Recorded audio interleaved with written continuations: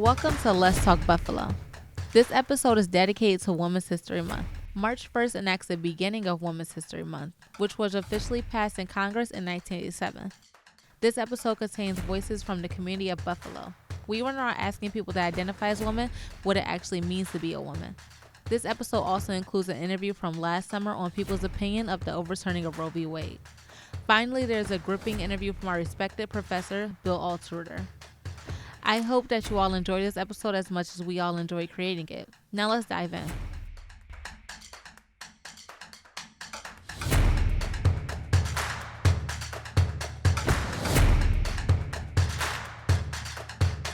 My name is Madison Sierra. What is your social security? It is 2-1. No. You thought about it though, see? I did. Inception. I could have gotten your head. I'm just saying. Okay. What advice would you give to women out there? I would give the advice of being more into women support and women empowerment. I feel like a lot of society has pinned women against each other over looks or over their success. And really, we're all just women trying to make it out here. So we should all help each other.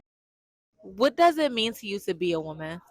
Do you believe that women and men are... Okay, let's ask that one first. What do you think it means to be a woman to you? I think to be a woman, it means to be sensitive and to be nurturing and caring, but also determined and sassy and a little, kind of put people in their place when you have to and speak up for yourself when you have to. Of course. Can you describe to me a time when you felt like your body was not your own as a woman? I could think about in middle school when I would just be told my spaghetti straps were too small. Insane. Or my shirt was too tight. And I was like, I'm 8 years old. Does this really matter right now? Policing women and sexualizing them at a young age before they even know what it means. It's sad. It's so many really women sad. can live that story. I'm sorry about that. Thank you, Maddie. That was honestly so beautiful. Thank you. Thank you, Jayyiah. This was Thank such you. a great interview. I appreciate it. I appreciate you.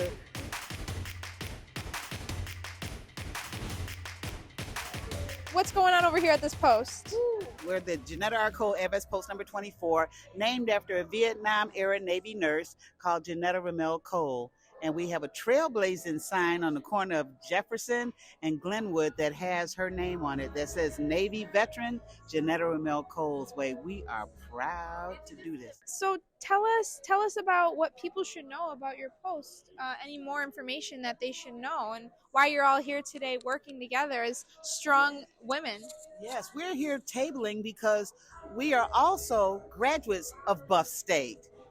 So yes, I got my bachelor's and my master's here. And so there's several of us that have been here, and we had the opportunity to partner with Buff State. And so this has been a great opportunity so that when we start looking for our veterans and just our youth period, we need to be able to partner with them so that they would understand that we're not just old, we have done nothing. No, we're out here kicking butt and taking names, and we want to be there for our youth. Let's go head back over to our officer over here and let's talk about your position and how it is right now as a female, a woman in this business. I get this question a lot. I won't say it's hard being a woman. It's not hard for me, it's hard for them. Because I'm going to demand the same respect that I give you, and you are going to respect me the same as my coworkers.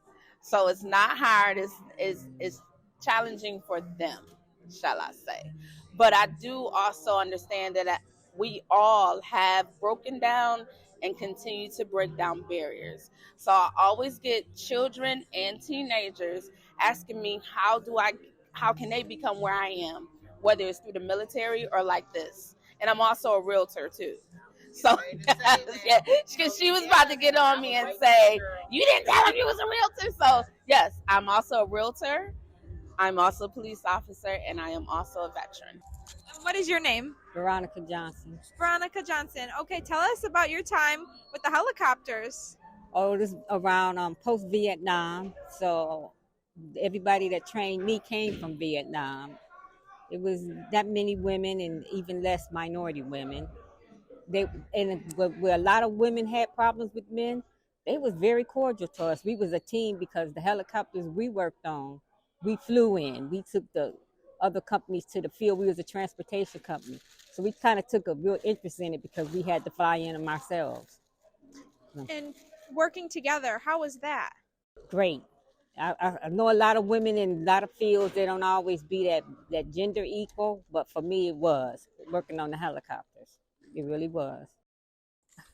So you say that you're a PhD candidate. What type of research are you going to be doing? For faith-based organizations and natural disasters, just being able to help people as soon as the disaster happens, which is happening more often because whoever thought Buffalo would have a 3.8. Yeah, So, definitely. and I think the faith-based is the best way to go instead of going that political route, waiting for somebody to say, okay, we got money, we got funding. No, just help people. What's something that inspired you to look into that? Living in different places. My background is geography, and I like Yeah. environment, and the environment makes the people. So, and I just care about making sure we get some help when a disaster happens. Definitely, because there's been a lot of times when natural disasters have happened and nobody came unless it was an outcry, and still they didn't do enough. They didn't really want to do it. Yeah, like California going through that right now. I mean, those people are really hungry, need their medicine, all that. So definitely. And Buffalo has always been a vulnerable place with weather. So, and the Yeah. climate change is real. Yeah, of course. Yes, yes. Speak on it, of course.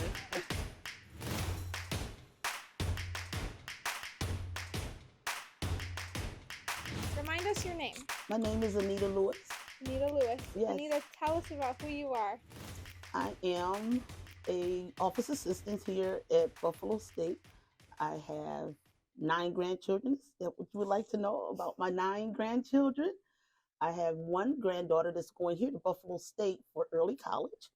I have another granddaughter that has just graduated from Texas U. She started her job yesterday with Charles Schwab. So I do invest in my grandchildren's education and getting them where they need to be. And I'm hearing you say granddaughter a lot. So you have lots of strong women in your family. Yes, I do. Looking up to you. Yes. Talk about that a little bit with us. I do have very strong women. I come from a strong woman background. My grandmother was 4 feet 11, and I did not know that she was that short because she was always 6 feet tall to me. She was always giving us instruction, making sure that we stay grounded in the Lord because we are a God-fearing family and we gather our strength from the community. We are community workers. My family is very much into the community. I'm Buffalo born and raised. I have 18 siblings. I have 95 nieces and nephews. That's very amazing. What can you say that's one thing that's inspired you to become this beautiful woman you are today? These would be the input that I gathered from all of the people around me because I'm a diversified family. And because we are so diversified, we get a chance to look into everyone's culture and experience other cultures around us. And Buffalo is a melting pot of culture. Yeah. I am Buffalo born and bred, and I'm very proud to be a Buffalonian. Can you name somebody other than your own mother that inspired you? Yes, I would have that to be Miss Juanita Kelly. Yeah. Juanita Kelly was a senior at my church. Yeah. And she decided that I needed to be an usher, a church usher. Oh, wow. And then she gave me her foundation of her family. She has a magnificent family. She has a lot of ground rules that need to be paid attention to. And she tells you how to be, well, she told me how to be a better person. Yeah. And she made sure that I learned those skills of interacting with other people and making sure that I work to my full potential. Looking back at your life, would you ever had imagined that women would be in such high powerful places like vice president or somewhere else getting almost equal pay, somewhere as far as we come? No, I never thought that a woman would be the president or even be running for president. What? I never thought. I thought that women were going to be the ones that built the structure of the company, the ones that have the rules and ground rules to make it work. The men would be doing the working, but the women would be behind the scenes, which we were always behind the scenes. We were always in leadership. We just was never on the forefront. What would you say to inspire the youth right now and give them a little bit of courage for growing up? Take advantage of every opportunity that's being presented to you guys. Yeah. There's a lot of doors opening and there's a lot of glass ceilings coming down. Yeah. And make sure that you feel good inside yourself. Surround yourself with positivity and positive affirmations. And that's where you can gather your strength to move forward when things don't work out.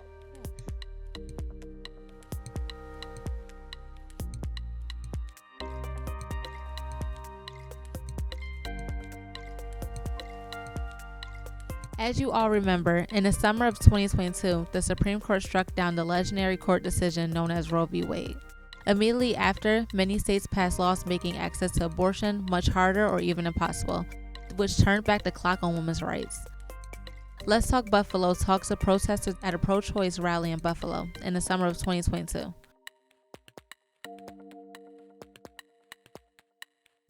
I would like to know how you feel about the overturn of Roe versus Wade. Obviously, it is like a gut punch. We knew this was coming. I mean, I personally didn't think they had it in them to do that. Last year, I was like, no way. They testified under oath that they would not be doing that. Roe is settled law. It has precedent, blah, blah, blah. But no, this was their long game that they've been playing since January 22nd, 1973. Next question. How do you think New York and Buffalo in particular will be affected by this decision? We will be seeing a lot more people traveling to New York State to access healthcare. And if and when Republicans get all three sides of government, all branches, we could lose abortion at a federal level. And then that would mean that it is illegal here as well for us. So none of us are free until all of us are free. And that is why we will never be quiet about abortion. Who do you think will be taking the brunt force of this decision? Any particular group or just all women in general? Or what do you think? Obviously, poor women, women of color, people who live in rural areas or states, for example, like South Dakota, where it's really spread out. There's very little population. There was one Planned Parenthood in the whole state offering abortions, and they have stopped scheduling appointments because they don't know if they're going to be able to honor those appointments. So they want women to make other choices rather than hope that they'll be able to get in there.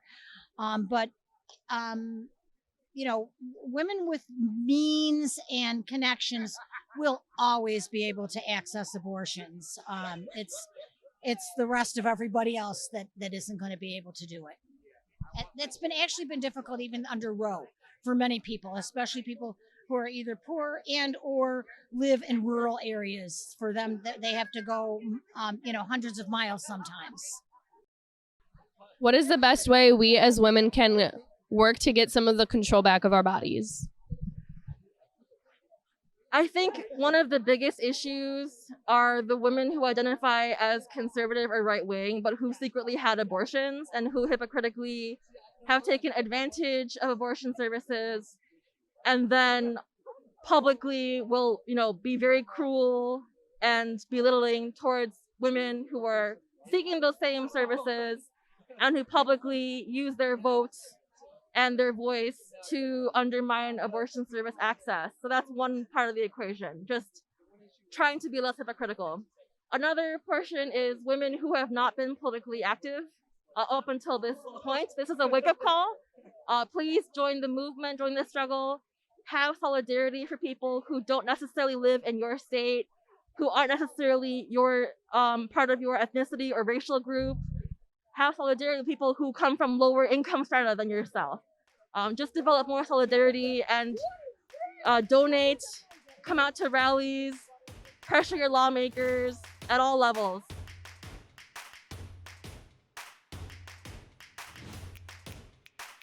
In the third section of our program, we interviewed Bill Altreuter, who is a constitutional lawyer and professor at Buffalo State. During the interview, Bill walks us through the developments that led to the overturning of Roe v. Wade. Welcome, Bill Altreuter, an attorney and lecturer in constitutional law at Buffalo State College, here today to talk to us about the upheaval in the Supreme Court and the recent decisions, especially Roe v. Wade. Good morning. So our first question for you today is, describe to us just what happened in the Supreme Court.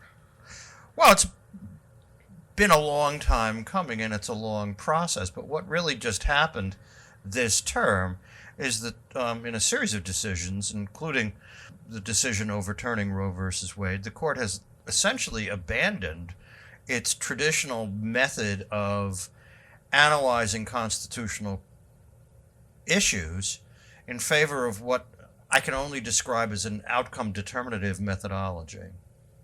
What do you mean by that? What's outcome determinative?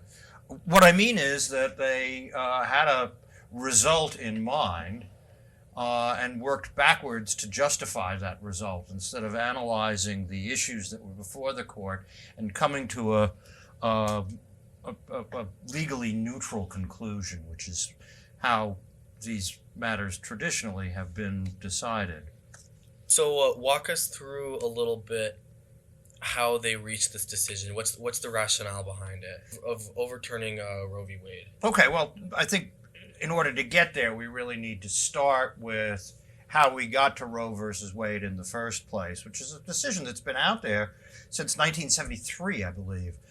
And Roe itself is built on earlier decisions that the court reached over a period of time, chiefly a case called Griswold versus Connecticut, which established that there is an unstated right of privacy that exists in constitutional law. Griswold was a case about whether or not states could ban the sale of contraception. Supreme Court determined that although contraception and privacy are nowhere named or listed as rights in the Constitution, you can extrapolate the existence of those rights from constitutional principles that make it clear that even though something isn't an enumerated right, like, for example, the right of free speech, it's nevertheless recognized in constitutional law as something that the government should not be interfering with. And I think, in that context, it's sort of important to recognize that in American constitutional law, the Constitution doesn't give us rights. We don't get rights from the government. These are rights that we possess that the government is not permitted to intrude on. So the government can't regulate free speech. It's not that the government has granted us this power. That's a power that we've always had, and the Congress and the president and the courts are, in theory, prevented from intruding on that right. So from Griswold then comes the right to access to abortion. And the Roe versus Wade decision was based on that. Roe employed a balancing test, and when a balancing test is used, usually what that means is that the court is weighing factors and what kinds of factors it decides to weigh and how much weight it gives to each of those factors is what will determine the result. So in Roe, as distinguished from Griswold, there were a couple of issues that were floating around out there, and one of them was the right of a pregnant woman to terminate her pregnancy, the right of a pregnant woman to receive medical care and treatment from her doctor, balanced against the right of the state, which states traditionally regulate medical activity, to regulate medical activity. The state was determined to have an interest in Roe in deciding what sorts of medical procedures were appropriate and when. In the first trimester of a woman's pregnancy, that woman's right is a right of privacy, and she is the decision maker in consultation with her physician. In the second trimester, it becomes a slightly more fraught decision-making process, but the state does have an interest, and that means that timing becomes a consideration. And in the third trimester, which is after viability, the state is in a position then to say, no, we believe that should be a procedure that is barred, or not, as the government sees fit. This decision, and this is early 70s, so I remember, but probably not a lot of people around do. This created an uproar. And at first that uproar was largely confined to Catholics, and later on the Republican right sort of incorporated or persuaded evangelical Christians to get on board with this decision. At the time Roe was decided, it was not something that they were super concerned about. But in any event, this has been an ongoing legal situation with states creating regulations intending to regulate access to abortion, and the Supreme Court looking at those decisions and making a determination as to whether or not those decisions impacted what had been articulated as a fundamental right. So the other case that's out there is Casey versus Planned Parenthood of Pennsylvania, and that looked like a moment when the Supreme Court was prepared to overturn Roe, and instead it articulated a new set of principles that talked about whether or not the proposed regulation by the state of Pennsylvania unreasonably restricted access to abortion.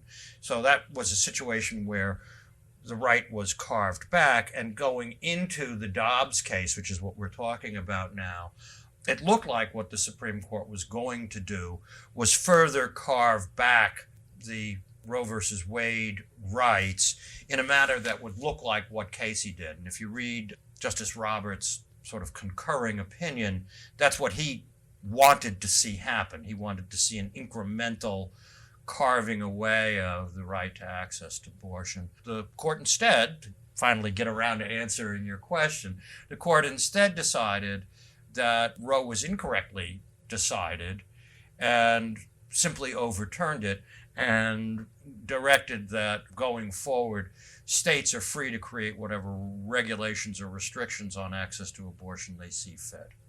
When the draft opinion was leaked, which is itself kind of a weird thing that never happens, it was pretty shocking. And, the reality is that the Supreme Court very, very rarely goes back on its earlier jurisprudence. Off the top of my head, the only one I can think of is Brown versus Board of Education, which overturned Plessy versus Ferguson. This is desegregation of education. Plessy said separate but equal education is fine. And Brown versus Board, a unanimous decision, said, no, that's simply incorrect. But when you think about some of the really horrifying decisions that the United States Supreme Court has come out with over the course of the country's history, the Supreme Court doesn't really very often come out and say, no, that was wrong. We were wrong on that. It didn't say it in the Dred Scott decision. It didn't say it in Korematsu, the Japanese internment case. It usually finds a way to sort of casually walk things back without just going out and saying, no, that was completely wrong and our earlier decision was wrong and we take it all back. I will say that when you look at how this court was constructed, maybe we shouldn't have been surprised. But lawyers and judges are kind of conservative people. We sort of try to make arguments and persuade courts to make decisions that are based on earlier decisions. That's what legal advocacy really is what we have a new situation and we try and say, this is more like this than it is like that, and here are the reasons why. And that's not what happened here at all. Do we have anything, in your opinion, to worry about with the rollback of other unenumerated rights? Absolutely. This is terrifying. In his concurring opinion, Justice Thomas, who, in my opinion, his jurisprudence is strictly based on grievance, personal grievance, has announced that now that Roe is off the books, marriage equality, access to contraception, and actually regulation of same-sex sexual activity is all on the table and should probably all be looked at. You asked me if we were surprised. I'm surprised that they did it this bluntly, this nakedly, this with such disregard to the practices and procedures of American law. That came as a surprise. The outcome, I think, was foretold back when Clarence Thomas was put on the court. That said, it's up to Congress, all right? And I think that's one of the ways that we're going to have to acknowledge going forward. This is a political process. It seems to me, and I'm shocked that I've come to this way of thinking, it seems to me that the political process that is the clearest path to getting us back to where we were 2 weeks ago is probably to start adding justices to the court. And I resist that because it suggests that what the court does is, in fact, act as a sort of an unelected super legislature. And as a lawyer, I'm offended by that. I believe that the principles of jurisprudence are what courts are supposed to apply. But since this court has decided that it's going to act as a political actor, I think it needs to be treated as a political actor, and I think that Congress needs to address the situation in that manner. Will New Yorkers, Buffalonians who give funding or open their homes to women from out of state seeking abortion, will they be subject to any kind of legal consequences from other states? Could that happen? I mean, anything can happen at this point. I can tell you what the legal principles are, okay? Enshrined in the penumbral rights of the First Amendment is the right to travel. So you should be allowed to go anywhere you want in the United States and do what you want in those states as long as that's legal. Is that still a recognized right? I think it would be a pretty big step to take that away, but you could make an argument. For example, one of the principles that the Constitution contains is that the states are obliged to give full faith and credit to the laws of the other states. So that, for example, means that that's actually where marriage equality came from. The states started passing laws that recognized that same-sex marriage was acceptable, and it did it incrementally. Vermont was one of the leaders, and it was legal partnerships. They stayed away from the word marriage, but that eroded pretty quickly, and that meant that if you were legally married in Vermont, that New York would therefore have to recognize your marriage for whatever purposes marriages are recognized. It also means, however, that things that are crimes in one state are crimes that a sister state is obliged to recognize for purposes of extradition. For saying to the other state, this person is in your state, they have committed a crime against our jurisdiction, and therefore you should send them back to us. I can see that argument being made. I don't see it carrying the day. Making predictions, which is really one of the things as lawyers that we're supposed to be able to do. We're supposed to be able to tell our clients, this is something that may happen, if you do this, is now a very fraught proposition for us. It's very hard to predict what this Supreme Court will do. Trust me on this, they're far from done.